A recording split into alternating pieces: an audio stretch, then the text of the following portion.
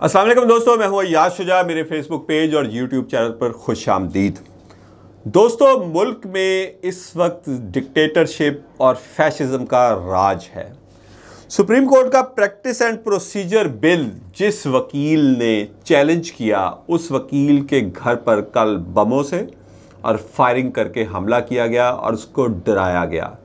ये हमें याद करवा रहे हैं कि हिटलर के नाजीस्ट जो जर्मनी था उसमें क्या होता था, और वही कुछ आज हमें पाकिस्तान में देखने को मिल रहा है। जहाँ तक मुल्की हालात का ताल्लुक है तो मुल्की हालात इस कदर बिगड़ चुके हैं कि अब मुस्लिम लीग नून के अंदर भी तकसीम हमें नज़र आ रही है। वो तकसीम क्या है और नवाज शरीफ क्यों परेशान है वो भी आपको बताऊंगा, लेकिन सबसे पहले अज़हर सदीक एडवोकेट किसी तारफ़ के मोहताज नहीं, उनके घर पर हमला हुआ, उसके बारे में सिर्फ मैं आपको शाहीन सहबाई साहब का, बड़े सीनियर जर्नलिस्ट हैं, हमारे उस्तादों में से हैं और मुल्क के हालात से परेशान होकर इस वक्त वर्जीनिया अमेरिका में क़याम पजीर हैं और तभी इतनी खुल के बात कर रहे हैं, वरना इस मुल्क में तो इस तरह खुल के बात करना अब मुमकिन नहीं रहा। उनका ट्वीट सुनिएगा, ये अज़हर सदीक के घर हमले के बाद है। ये क्या बदमाशी है, बल्कि खुली बदमाशी और बेगैरती पर उतराए हैं। सबके सामने खुली गाड़ियों में मीडिया वालों को उठाकर ले जाते हैं, कैमरों के सामने वकीलों के घरों पर बम फेंक रहे हैं और हुकूमत और पुलिस सब सो रहे हैं। सिर्फ इमरान खान का खौफ इनको अपनी मौत की तरह नज़र आ रहा है और पागल हो गए हैं। मुल्क में अमन देने वाले पुलिस, फौजी और उनके अफसर क्या सत्तू पीकर सो गए हैं? क्या बाकी अफवाज के अफसर, हवाई और बहरिया वाले सिर्फ खामोश तमाशाई बने रहेंगे? मुल्क को एक तमाशा और कचरे का कुआं बना दिया है। क्या पाकिस्तान में डाकू राज ही चलेगा? इस कदर सख्त ट्वीट मैंने शाहीन साहब की तरफ से अभी तक नहीं देखा। अज़हर सदीक साहब के घर ये वाक़या क्या हुआ? उनके घर कल कैमरों के सामने, सीसीटीवी फुटेजेस के सामने दो नौजवानों ने पहले पेट्रोल बमों से हमला किया, उसके बाद खुलेआम दंदनाते हुए फायरिंग करके उनको एक पैगाम दिया गया। आप समझ गए हैं ये पैगाम क्या है? आज ख्वाजा आसिफ साहब की तकरीर मैंने कौमी असम्बली में सुनी, बड़ी कमाल तकरीर थी, जिसमें वो इमरान खान को तनकीद का निशाना बना रहे थे कि घर से निकलता है तो बुलेट प्रूफ शील्डों और डब्बों के साए में निकलता है। अगर इतना ही जान का खौफ था तो फिर ये काम करते ही ना। किस काम की बात कर रहे हैं ख्वाजा साहब? आपकी लीडरशिप तो हमेशा इस मुल्क से माफ़ी मांग कर, मुआहदे करके बाहर भाग जाती है। अगर आज पहली बार किसी ने ये 75 साल तारीख़ में, 76 साल तारीख़ में पाकिस्तान की अगर स्टैंड लिया है और उसको पता है कि उसको मार दिया जाएगा और उस पर एक हमला हो चुका है वज़ीराबाद में, जिसकी GIT का जो हाल आपने किया वो भी पूरी कौम के सामने है, उसका SHO जिन पुरस्कार हालात में मुद्दई जो इंस्पेक्टर था वो मरा, वो भी सबके सामने है। तो क्या पैगाम आप देना चाह रहे हैं? मुझे इस चीज़ की समझ नहीं लगी, लेकिन अगर आप अज़हर सदीक के घर हमले को देखें तो पैगाम बिल्कुल वाज़ेह है कि या आप हमारे साथ हैं, नहीं तो हम आपको जीने का हक भी नहीं देंगे। ये वो सारा कल से एक सिनेरियो चल रहा है, उसके ऊपर इसी supreme court practice and procedure bill पर आज सुप्रीम कोर्ट में समाअत भी हुई चीफ जस्टिस की सरबराही में, और एक खुला मैसेज था, खुला पैगाम था हुकूमत को कि अगर इस बिल को नाफज करने की कोशिश की गई तो आला अदलिया किस तरह रिएक्ट करेगी। दूसरी जानिब हुकूमत जो है उसको भी अपनी मौत नज़र आ रही है इंतखाबात की सूरत में, और उन्होंने भी इसके हवाले से इन कैमरा इजलास कौमी असम्बली का बुला लिया है, जिसमें आर्मी चीफ और दीगर जो हैं हुकाम वो भी शिरकत करेंगे। लेकिन सबसे बड़ी खबर जिससे नवाज शरीफ भी परेशान है कि अब क्या होगा। मुस्लिम लीग नून के अंदर से ही तकसीम शुरू हो गई है पीपल्स पार्टी के बाद। सबसे पहले तो पीपल्स पार्टी में ये आवाज़ें हमें सुनने में आईं।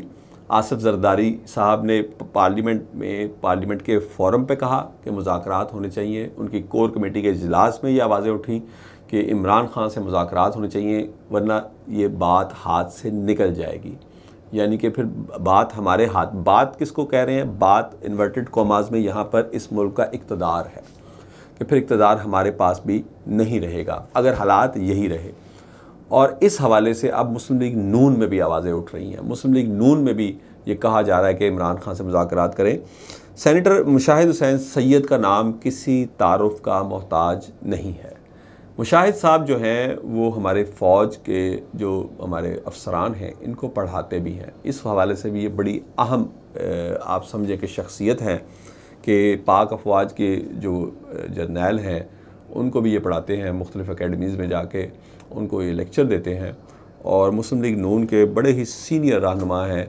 बीच में जब नवाज शरीफ साहब और शहबाज शरीफ साहब मुशर्रफ के दौर में उनसे मुआहदा करके सऊदी अरब चले गए थे जिलावतनी काटने, तो इन्होंने मुस्लिम लीग काफ में शमूलियत अख्तियार कर ली थी। लेकिन बाद में फिर ये नून लीग में शामिल हो गए और इनकी जो पर्सनैलिटी का स्ट्रेचर है उस हवाले से मुस्लिम लीग नून ने इनको बड़े खुले दिल से, बड़ी गर्मजोशी से वेलकम किया था। अब वो भी ये कहने पे मजबूर हो गए हैं कि हमें फ़ौरी तौर पे इमरान खान से मुज़ाकरात करने होंगे अगर मुल्क को बचाना है, बसूरत दीगर फिर आगे तबाही ही तबाही है।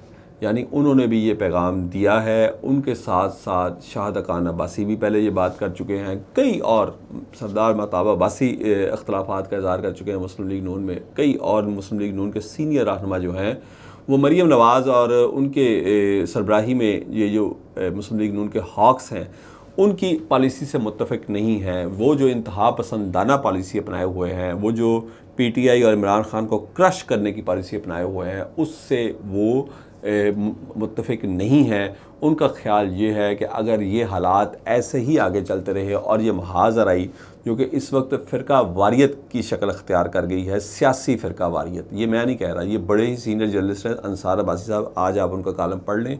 उन्होंने मजहबी फ़िरका वारियत का लफ्ज़ जो हम कई अशरों से सुन रहे हैं, जो हमें ज़ियाउल हक साहब ने तोहफ़ा दिया है अफ़गान जहाद के बाद, उसके बाद ये सियासी फ़िरका वारियत उन्होंने अपने कालम में इसकी निशानदेही की है कि मुल्क को इस वक्त इस सियासी फ़िरका वारियत से शदीद ख़तरा है। हुकूमत को इमरान खान से मुज़ाकरात करने होंगे। उन्होंने अपने इस कालम में आसिफ अली ज़रदारी की बहुत तारीफ़ की है कि उन्होंने हुकूमत को इमरान खान से मुज़ाकरात का मशवरा दिया है और उन्होंने भी आसिफ ज़रदारी की इस तजवीज़ को इंडोर्स किया है, उसकी तस्दीक की है कि इस वक्त मुल्क के हालात को बचाने का कोई रास्ता नहीं सिवाय इसके कि इमरान खान से यानी रियल अपोजिशन से मुज़ाकरात किए जाएँ, वरना आगे ख़राबी ही ख़राबी है। अब मुस्लिम लीग नून के अंदर से जो पहले तो पीपल्स पार्टी जो कि PDM की बहुत अहम इत्तेहादी जमात है, मुस्लिम लीग नून के बाद दूसरी बड़ी जमात है, उसकी जानिब से इमरान खान से मुज़ाकरात की आवाज़ें सुनने पर नवाज शरीफ परेशान थे और शहबाज शरीफ को किसी सूरत इजाज़त नहीं दे रहे थे कि इमरान खान से किसी भी किस्म के मुज़ाकरात किए जाएंगे।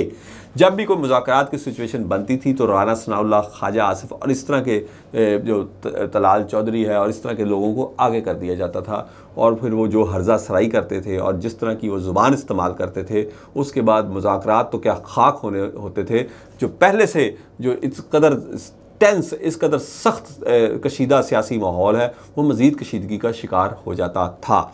लेकिन अब क्या हुआ है, अब ये शाहिद हुसैन सैयद जैसे इंतहाई, जो आप जिन्हें कह सकते हैं कि इंतहाई ये लोग पढ़े लिखे लोग हैं, सियासत की सूझबूझ में इंतहा को पहुँचे हुए हैं, दूसरा इस्टेब्लिशमेंट में भी इनकी जड़ें मौजूद हैं, उनकी जानिब से ये मुतालबा आने पर नवाज़ शरीफ जो इस वक्त सऊदीया में मुकीम हैं, उम्रे के लिए गए हैं, वो परेशान हो गए हैं कि उनकी पार्टी के अंदर से अब आवाज़ें उठ रही हैं कि अगर मुल्क को बचाना है तो इमरान खान से मुज़ाकरात करने होंगे। और इमरान खान से मुज़ाकरात करने का मतलब ये है कि आइन के मुताबिक इंतखाबात पंजाब और KPK में करवाए जाएँ।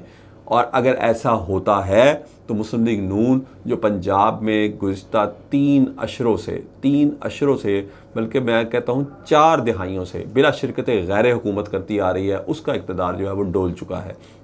अगर पंजाब में आप इंतखाबात कराते हैं तो ये मैं नहीं कह रहा, ये सर्वेस कह रहे हैं कि PTI जो है वो क्लीन स्वीप कर जाएगी, वो मुस्लिम लीग नून को उखाड़ के फेंक देगी पंजाब से, जबकि पीपल्स पार्टी जो है उसको इससे कोई खौफ नहीं है क्योंकि इंटीरियर सिंध में पीपल्स पार्टी अब भी अपनी जड़ें उन वडेरों के सर पर मजबूत किए हुए है। इसीलिए पीपल्स पार्टी इमरान खान से मुज़ाकरात का मशवरा दे रही है मुस्लिम लीग नून को। और अब मुस्लिम लीग नून के अंदर से जो आवाज़ें उठ रही हैं उससे अब नवाज शरीफ हकीकी तौर पर परेशान हैं कि इन आवाज़ों को कैसे दबाया जाए और किस तरह इलेक्शन से बचा जाए। मज़ीद खबरें और अपडेट भी आपकी खिदमत में पेश करता रहूँगा। अपने दोस्तों और रिश्तेदारों का ख्याल रखिएगा। अल्लाह हाफ़िज़।